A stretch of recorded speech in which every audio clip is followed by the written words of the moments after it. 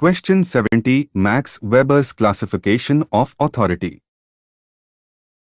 Introduction. Authority and power in sociology and political science. The German sociologist Max Weber, 1864 to 1920, one of the founders of modern sociology, made a profound contribution to the understanding of authority and legitimacy.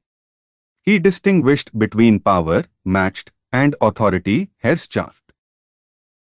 According to Weber, power is the ability to make others obey, even against their will. Authority is power that is recognized as legitimate, accepted by the people as right and proper. Thus, when obedience is based not on fear or coercion, but on belief in the legitimacy of the command, authority exists. To explain why people obey certain rulers or systems, Weber classified authority into three pure types based on the source of legitimacy. 1. Traditional authority. 2. Charismatic authority. 3. Legal, rational authority. These are known collectively as Weber's typology of legitimate authority. They represent three distinct bases on which obedience can be morally and socially justified. 1. Traditional authority. Meaning and basis.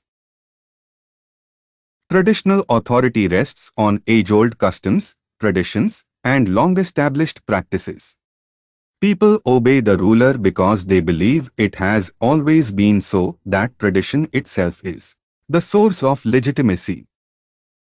This type of authority is hereditary and personal rather than rational or legal. It is passed down through generations. Weber described it as the authority of the eternal yesterday, sustained by habitual belief in the sanctity of long-standing institutions. Key features of traditional authority. 1. Legitimacy based on custom. The right to rule is inherited or established by tradition. 2. Personal loyalty. Subjects obey the ruler out of loyalty and reverence, not legal obligation. 3. Conservative nature. It resists change and innovation. Continuity is its hallmark. 4. Administrative system, often based on patrimonialism, where officials are personal dependents of the ruler, not public servants. Examples of traditional authority. Historical and monarchical examples. The British monarchy, even today, though largely symbolic, the authority of the monarch, example, King Charles III, is rooted in centuries of tradition. Feudal lords in medieval Europe. Kings granted land to nobles who exercised authority over their subjects based on hereditary rights. Indian princely states before independence. Rulers like the Nizam of Hyderabad or the Maharaja of Mysore ruled by birthright and custom. Japanese emperor, traditionally revered as divine under Shinto beliefs, symbolizing the continuity of the Japanese nation. The papacy, in religious tradition, authority of the Pope in Catholicism derives from historical continuity tracing back to Saint Peter. Tribal and customary societies. African tribal chiefs, authority flows from ancestral lineage and customs. Village headmen in India, often obeyed because of traditional position in the community. Evaluation. Traditional authority ensures social stability and continuity, but it discourages innovation, rationality, and individual merit. It is typical of monarchies, aristocracies, and tribal societies, where legitimacy is derived from history rather than law or personal ability. 2. Charismatic authority. 5. Meaning and basis. Charismatic authority is based on the exceptional personal qualities, heroism, or sanctity of an individual leader. People obey not because of tradition or law, but because they believe in the extraordinary character and vision of the leader. The source of legitimacy here is devotion to the leader's charisma, his or her magnetic personality, moral example, or revolutionary mission. Weber called charisma a gift of grace. Charisma in Greek means divine gift. Key features of charismatic authority. 1. Personal devotion, obedience arises from faith in the leader's mission and qualities.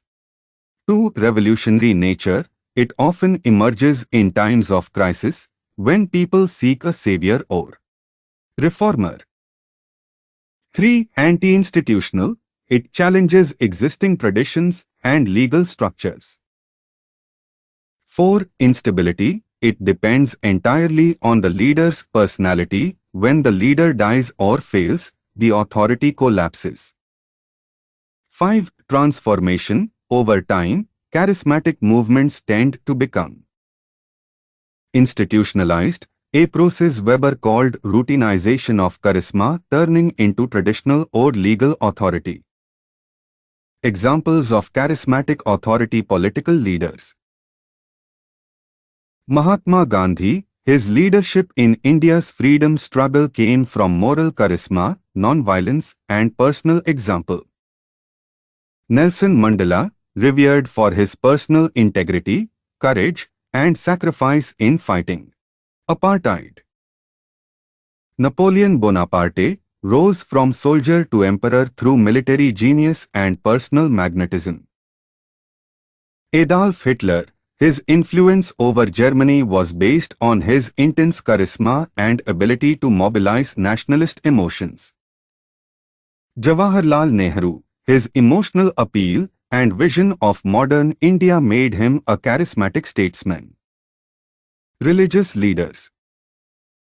Jesus Christ, followed by disciples for his spiritual charisma and moral authority. Prophet Muhammad, revered as a charismatic prophet who transformed society through faith and leadership. Guru Nanak, founder of Sikhism, commanding loyalty through his moral and spiritual charisma. Revolutionary figures. Martin Luther King Jr. Inspired followers through eloquence, moral conviction, and personal courage. Che Guevara symbolized revolutionary heroism and sacrifice. Evaluation. Charismatic authority brings social change, reform, and innovation, but it is unstable because it depends on the personal qualities of one individual. When charisma fades or the leader dies, the movement often either disintegrates or transforms into a traditional or legal organization. Example, after the death of Prophet Muhammad, Islam institutionalized into the caliphate, traditional legal authority. 3. Legal, rational authority. Meaning and basis. Legal, rational authority is based on a system of laws, rules, and procedures. Obedience is not to an individual but to the office or position that person holds. Legitimacy here rests on the belief in the legality of enacted rules and the right of those elevated under such rules to issue commands. This is the dominant form of authority in modern bureaucratic states. Key features of legal, rational authority. 1. Rule-based legitimacy, authority derives from a legal framework, constitution, laws, and regulations. 2. Impersonal, obedience is given to the office, not to the person. 3. Merit-based hierarchy, officials are appointed according to qualifications and follow fixed procedures. 4. Bureaucratic organization, administration is systematic, with clearly defined roles, responsibilities, and accountability. 5. Predictability and rationality, decisions are made according to law, not personal whim. Examples of legal, rational authority. Modern democratic governments. India, authority of the Prime Minister, parliament, and judiciary derives from the Constitution of India, not from tradition or charisma. United States, the President exercises authority under the US Constitution and laws enacted by Congress. United Kingdom, although monarchy remains, real power rests in elected institutions, Parliament and the Prime Minister operating under legal norms. Bureaucracies. The Indian Administrative Service, IS, Civil Service, and judicial system function on legal, rational principles, rules, hierarchy, and procedures. In corporate organizations, managers hold authority based on their position and contract, not personal qualities. International institutions.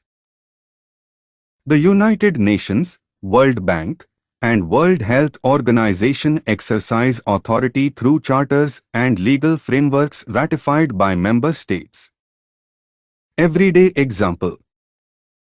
A police officer's authority to fine or arrest someone stems not from personal power, but from legal authorization.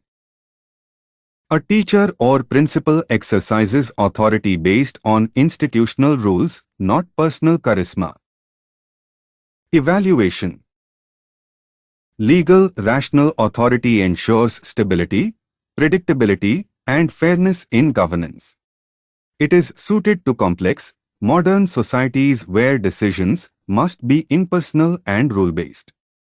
However, it can also lead to bureaucratic rigidity, red tape, and loss of human warmth, what Weber termed the iron cage of bureaucracy. 4. Comparative understanding of the three types of authority. The three forms represent different sources of legitimacy in human history and governance. Traditional authority rests on the past and custom. Charismatic authority rests on personal qualities and emotional devotion. Legal, rational authority rests on laws and rational rules. In practice, most political systems combine all three forms. Example.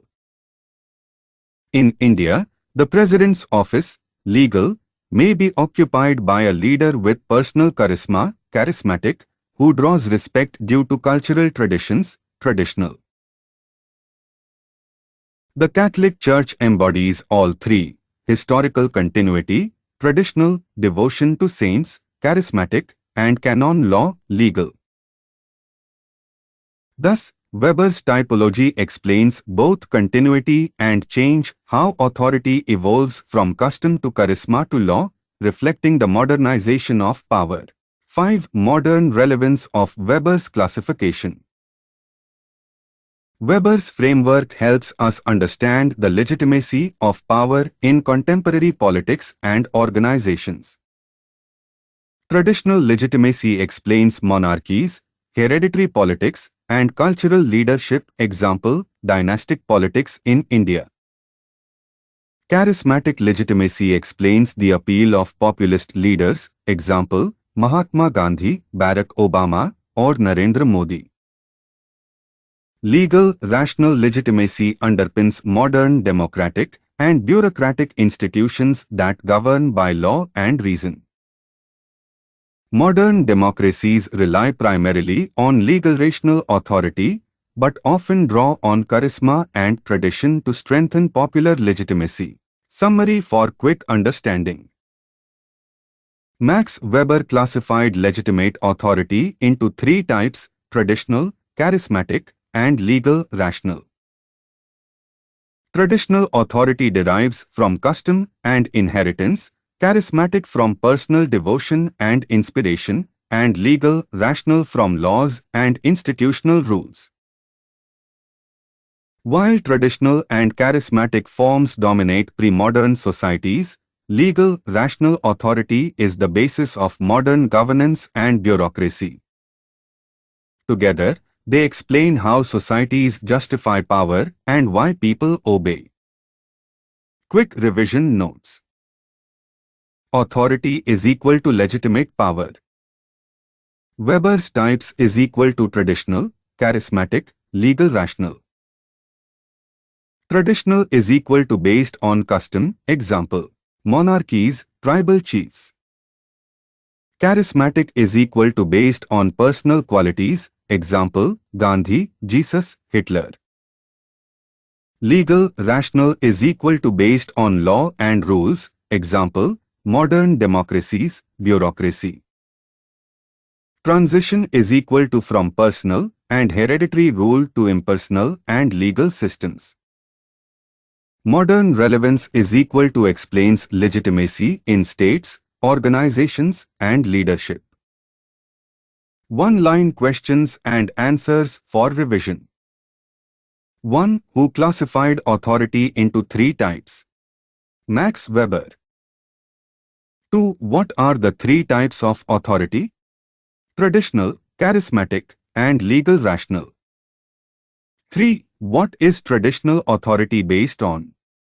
Custom, heritage, and long-standing beliefs. 4. Give one example of traditional authority. The British monarchy or Indian princely states. 5. What is charismatic authority based on? Personal charm and exceptional leadership. 6. Give 2 examples of charismatic leaders. Mahatma Gandhi and Napoleon Bonaparte. 7. What is legal, rational authority based on? Laws, rules, and formal institutions. 8. Give one example of legal, rational authority. The Indian Constitution or modern bureaucracy. 9. What is routinization of charisma? The process by which charismatic authority becomes institutionalized. 10. Which type of authority dominates modern society? Legal, rational authority. Final connection. Max Weber's threefold classification of authority remains one of the most insightful tools for understanding the moral foundations of obedience and legitimacy in political and social life. From the divine kings of the past to modern elected leaders and bureaucratic institutions, Weber's framework captures the evolution of authority from custom to charisma to law. In modern governance, where legal, rational authority prevails, traces of tradition and charisma still persist, reminding us that the heart of authority lies not merely in power, but in belief, the belief that rule is rightful, just, and worthy of obedience. Question 71. Th. Green's view on resistance to unjust laws. Introduction. Th. Green and the Moral Foundation of Political Obligation. Thomas Hill Green, 1836–1882, a leading British philosopher of modern liberalism and the idealist school, redefined the concept of political obligation, that is, why citizens ought to obey the laws of the state. Unlike earlier liberals such as Hobbes or Locke, who based obedience on fear or contract, Green grounded it in moral consciousness. He believed that obedience to law is not a mere legal duty but a moral act arising from the individual's awareness that laws serve the common good. However, Green also recognized that not all laws are just or moral. Therefore, he asserted that when a law ceases to represent the common good and violates moral reason, citizens not only have a right but a moral duty to resist it. Thus, Green's theory bridges moral idealism and political realism, asserting that obedience to law is conditional upon justice. 1. The basis of political obligation in Green's philosophy. Green's view of political obligation emerges from his broader ethical philosophy.